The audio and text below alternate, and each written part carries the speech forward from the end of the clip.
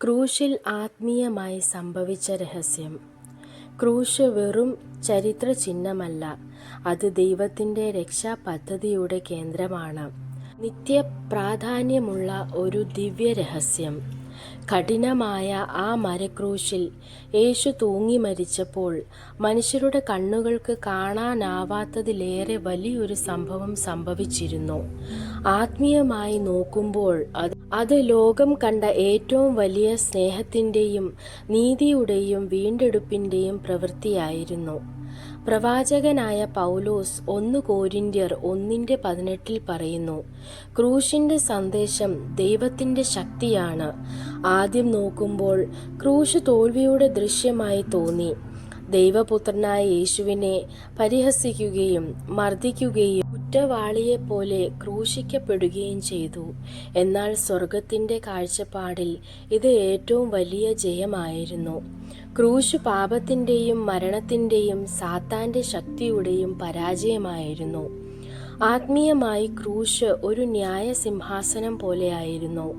മനുഷ്യർ പരിശുദ്ധനായ ദൈവത്തിൻ്റെ മുമ്പിൽ കുറ്റക്കാരനായി നിന്നു. പാപം നമ്മെ അവനിൽ നിന്ന് വേർതിരിച്ചു.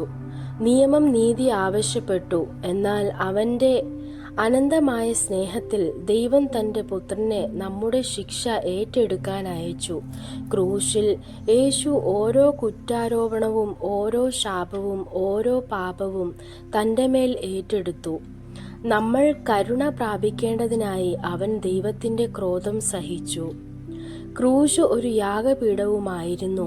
പഴയ നിയമത്തിൽ കുഞ്ഞാടുകൾ പാപമോചനം ലഭിക്കാൻ ബലിയർപ്പിച്ചിരുന്നതുപോലെ യേശു പരമമായ ദൈവത്തിൻ്റെ കുഞ്ഞാടായി മാറി. അവൻ്റെ രക്തം വെറും ചോർന്നതല്ല, നിത്യത്തിനായുള്ള ഒരു യാഗമായി ഒഴുകി. എബ്രായർ 9:22 എഴുതിയിരിക്കുന്നു, രക്തം ചൊരിയാതെയെങ്കിൽ ക്ഷമയില്ല. ആ ക്രൂശിൽ ഒരിക്കൽ കായും എന്നും നിലനിൽക്കുന്ന വിധത്തിൽ പൂർണ്ണമായ രക്തം ചൊരിയപ്പെട്ടു. ക്ഷമയും പിതാവിനോടുള്ള ഐക്യവും ഉണ്ടാക്കി. മറ്റൊരു വശമുണ്ട്. ക്രൂശ് ഒരു യുദ്ധഭൂമിയുമായിരുന്നു.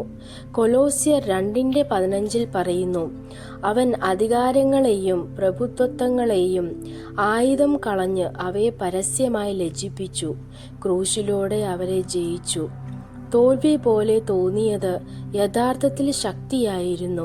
ശത്രു ജയിച്ചു എന്ന് കരുതിയെങ്കിലും യേശുവിൻ്റെ കീഴടങ്ങലിലാണ് അവൻ്റെ വിജയരഹസ്യം. തൻ്റെ അനുസരണത്തിലൂടെ അവൻ മരണത്തിൻ്റെ ശക്തിയെ തകർത്തു സ്വാതന്ത്ര്യത്തിൽ ജീവിക്കാനുള്ള വഴി ഒരുക്കി. ഇന്ന് നമ്മുടെ ജീവിതത്തിലും ക്രൂശ് വെറും കഥയല്ല, അത് നമ്മുടെ ദൈനംദിന സത്യമാണ്. അത് നമ്മെ വിനയത്തിലേക്കും മാനസാന്തരത്തിലേക്കും വിശ്വാസത്തിലേക്കും വിളിക്കുന്നു.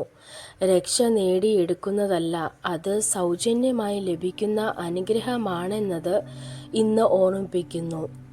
ശവകുടീരത്തിൽ നിന്ന് യേശുവിനെ ഉയർത്തിയ അതേ ശക്തി വിശ്വസിക്കുന്ന എല്ലാവർക്കും ലഭ്യമാണ്. ക്രൂശ് നമ്മെ നമ്മുടെ ഭാരങ്ങളും ലജ്ജകളും പാപങ്ങളും അവൻ്റെ മുമ്പിൽ വയ്ക്കാൻ ക്ഷണിക്കുന്നു, പുതുജീവൻ നേടാൻ വിളിക്കുന്നു.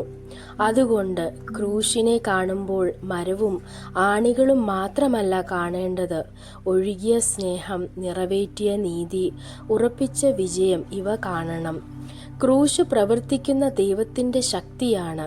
മരണത്തെ ജീവനായും നിരാശയെ പ്രത്യാശയായും മാറ്റിയ രഹസ്യം. ദൈവത്തിൻ്റെ ഏറ്റവും വലിയ ത്യാഗത്തിലൂടെ അവൻ്റെ മഹത്വം വെളിപ്പെട്ടിരിക്കുന്നു. ദൈവം നിങ്ങളെ അനുഗ്രഹിക്കട്ടെ.